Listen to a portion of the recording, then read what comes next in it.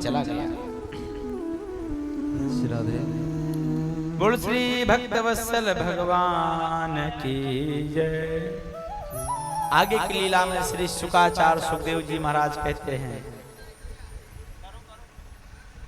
एक समय की बात है, एकादश्याम निराहारा समभ्यर्चे जनार्दनम् स्नातम नंदस्तु कालिंद्या द्वादशायाम जलमातिसत्। एक बार की बात है, नंद बाबा एकादशी का व्रत किए और द्वादशी लगते ही नंद बाबा विचार किए कि द्वादशी रात्रि में ही समाप्त हो रहा था और जो लोग एकादशी व्रत नहीं रखते हैं, जो दोष उनको लगता है वही दोष लगता है उनको जो द्वादशी में पारण नहीं करते। श्री नंद बाबा ने यहाँ पर एकादशी का व्रत किया वृंदावन में और रात्रि में ही 12 बजे के बाद में जाकर के स्नान के लिए यमुना जी में गए। उसमें वरुण देवता के जो देवता थे दूतों ने नंद बाबा को पकड़ के और पहुंचा दिए कहां? वरुण लोक। उनका नाम था वृत्त नामक असुर। नंद बाबा को लेकर चला गया वरुण देवता के पास में। प्रातः काल हुआ, समस्त ब्रजवासी देखे नंद बाबा के सारे वस्त्र उनको रखे हैं और नंद बाबा दिखाई नहीं दे रहे हैं। तुरंत ग्वाल वालों ने भगवान को पुकारा, प्रभु उसको लग रहा है मित्र कि आपके बाबा यमुना जी में डूब गए। भगवान दौड़ते आए और यमुना जी में छलांग लगा दिया और सीधे पहुंच गए वरुण देवता के पास।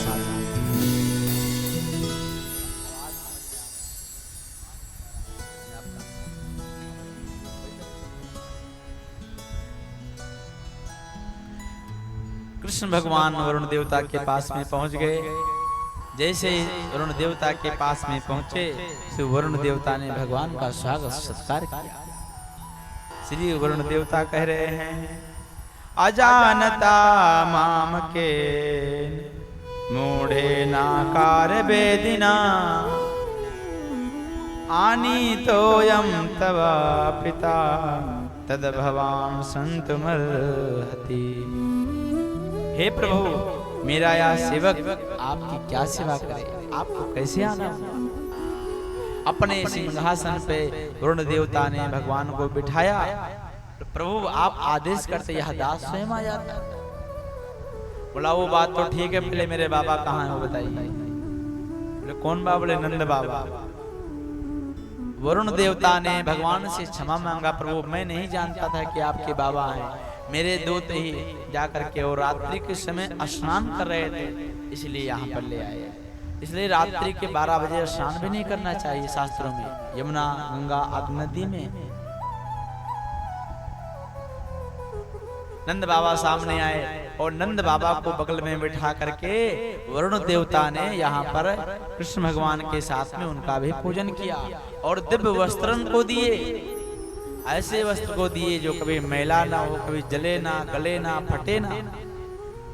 और वरुण देवता बहुत सारा सामग्री दे करके भगवान को वस्त्राद से अलंकृत करके वहां विदा किए।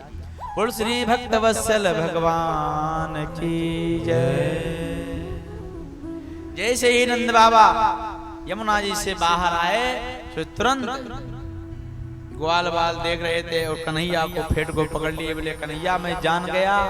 नंद बाबा ने जैसे ही बताया कि कन्हैया की बड़ी दूर दूर तक पहुंच है। वरुण देवता ने भी कन्हैया का स्वागत सत्कार किया। कन्हैया से बोले ग्वाल बाल, कन्हैया मैं जानता हूं तो भगवान है, अगर तो भगवान है तो मेरी एक मनोकामना पूर्ण कर दे। भगवान ने कहा कन्हैया ने, मैं भगवान हूं कि नहीं हूं पर कामना क्या है? ग्वाल वालों ने कहा कन्हैया एक बार अपने लोग वैकुंठ का मुझे दर्शन करा दीजिए और मुझको कुछ नहीं चाहिए। कन्हैया ने कहा चलो गोवर्धन गोपेश्वर महादेव के पास में एक आगे जाएंगे, गोदा विहार के पास में एक ब्रह्म कुंड है। उस कुंड में कन्हैया ने कहा इसी में छलांग लगा दो, सीधे पहुंच जाओगे। किसी कुंड में, नदी में कोई बोले छलांग लगा दो पहुंच जाओगे, तो आप लोग लगा देंगे? बोलिए, अगर कोई व्यक्ति कहे इस नदी में कूद जाइए भगवान के धाम पहुंच जाएंगे, तो क्या आप लगाएंगे छलांग? कूदेंगे? नहीं कूदेंगे ना। क्यों नहीं कूदेंगे? क्योंकि किसी का भरोसा नहीं है। भगवान ने यहाँ पर कहा, भगवान कहते हैं मम भरोसे नदी, मात्र मेरे भी भरोसा करो। और ग्वाल वालों ने भगवान पर ही भरोसा किया, छलांग लगाए और बैकुंठ पहुंच गए। जैसे ही ग्वाल वाल वहां सब बैकुंठ को पहुंचे, तुरंत बैकुंठ में प्रवेश करने लगे। सब कुछ देखे तो वहां सब चतुर्भुज रूप में ही दिखाई दे रहे हैं, सब चार भुजा में हैं। और जैसे ही देखे कि भगवान मेरा कन्हैया कहाँ है, अंदर जाकर देखने लगे क्षीर सागर में, तो भगवान शेष जी के सैया पर विराजमान थे। लक्ष्मी जी सेवा कर रही थी। वही कृष्ण भगवान जो वृंदावन में है, वही रूप वहां भी है। सारे ग्वाल वालों ने देखा, देखो सारे ने यहाँ पर आकर के मुझसे दूर हो गए, मैं जाकर के वहीं पर को मारता हूँ इसको, क्योंकि ये मित्र हैं, ग्वाल बाल के साथ में खेलते हैं। और ग्वाल वालों ने सोचा यहाँ भी वैसा हम खेल लेंगे कन्हैया के साथ में। जैसे ही वहां प्रवेश होने लग गए, तो तुरंत वहां के पार्षद ने, जय और विजय ने रोक दिया, सावधान, अंदर नहीं जा सकते, मेरे स्वामी शयन कर रहे हैं। बोले क्यों नहीं जा सकते? बोले आपका सीधा वृंदावन नहीं है, ये क्या है? यह बैकुंठ लोक है, यहाँ एक मर्यादा है। मन में पश्चाताप करने लगे, मैं कहाँ गया इससे तो अच्छा श्रीधाम वृंदावन। कन्हैया को मारे पीटे, खेलें कूदें, उसको घोड़ा बना के ऊपर चढ़ जाएं और उसको छीन के खा भी ले में, हर प्रकार से अच्छा। यहाँ आकर के हम कन्हैया से मिल भी नहीं सकते। बैकुंठ लोक में जितने भी पार्षद हैं सब चतुर्भुज में, सब के चार चार भुजा है। आप किसी को पहचान नहीं पाएंगे कि भगवान कौन है, पार्षद कौन है। जब आप कथा सुनेंगे तब जान पाएंगे कि भगवान है और ये पार्षद है। भगवान के 5 लक्षण बताए गए हैं, जो मैं बताऊंगा, समय आएगा दोबारा बताएंगे।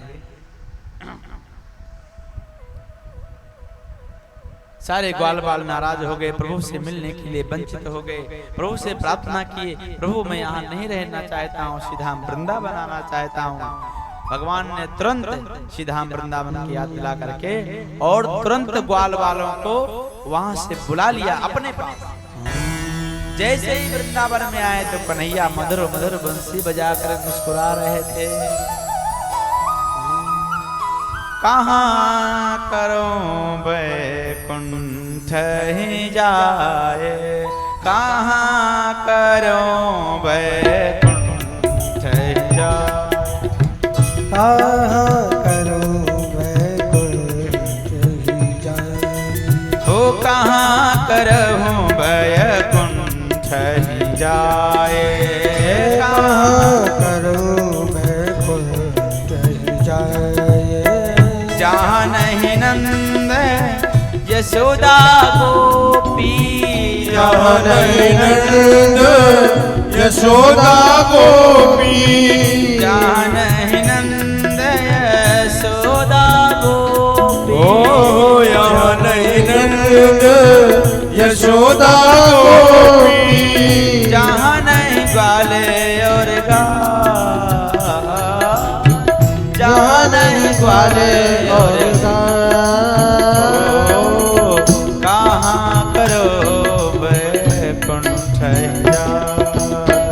कहाँ करो बैकुंठ जाए। जहाँ नहीं जल यमुना को निर्मल, यहाँ नहीं जल यमुना को निर्मल, जहाँ नहीं जल यमुना को निर्मल, ओ यहाँ नहीं जल यमुना को निर्मल, और नहीं कदम और नहीं तन मन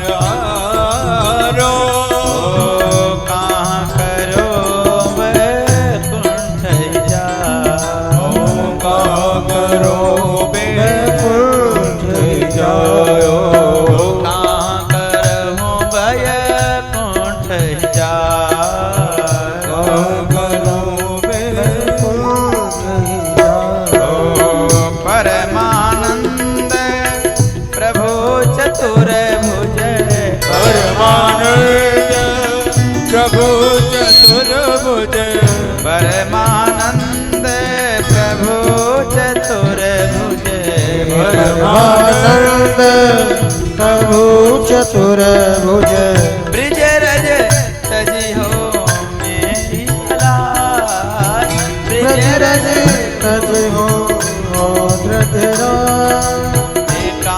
करो बैकुंठ जा कहा करे वैकुंठ जा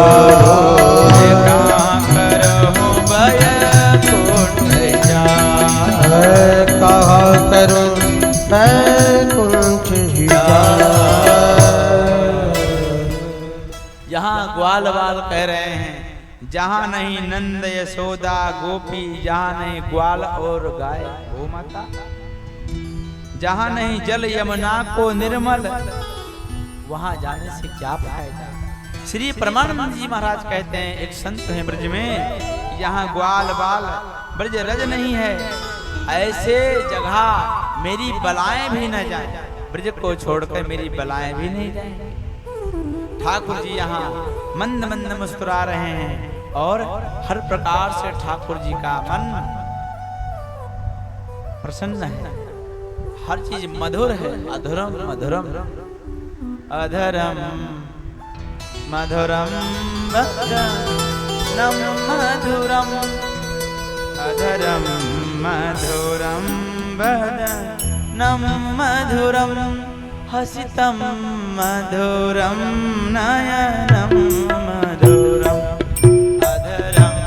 मधुरं वदनं मधुरं नयनं मधुरं हसितं मधुरं हेयगलं मधुरं गमनं मधुरं मधुराधिपतेरखिलं मधुरं वचनं मधुरं चरितं मधुरं वसनं मधुरं फलितं मधुरं चलितं मधुरं भ्रमितं मधुरं मधुराधिपतेरखिलं मधुरं वेणुर्मधुरो वेणुर्मधुरा पादो मधुरा नृत्यं मधुरं सत्यं मधुरं मधुराधिपतेरखिलं मधुरं गीतं मधुरं पीतं मधुरं भुक्तं मधुरं सुप्तं मधुरं रूपं मधुरं तिलकं मधुरं मधुराधिपतेरखिलं मधुरं हे कर्णं मधुरं तरणं मधुरं हारणं मधुरं रहनं मधुरं भमितं मधुरं समितं मधुरं मधुराधिपतेरखिलं मधुरं पुण्या मधुरा माला मधुरा यमुना मधुरा बीची मधुरा सलिलं मधुरं कमलं मधुरं मधुराधिपतेरखिलं मधुरं ओ गोपी मधुरा लीला मधुरा युक्तं मधुरं मुक्तं मधुरं भ्रष्टं मधुरं शिष्टं मधुरं मधुराधिपतेरखिलं मधुरं ओ गोपा मधुरा गावो मधुरा यष्टि मधुरा सृष्टि मधुरा दलितं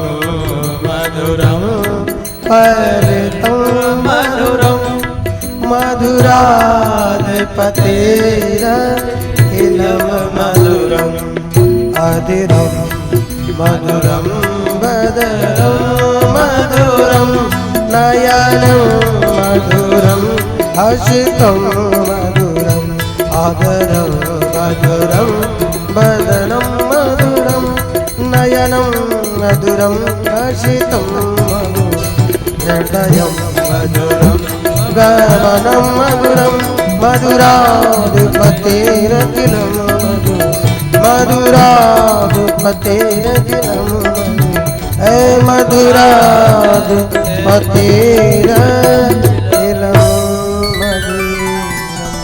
बोल श्री भक्तवत्सल भगवान की जय।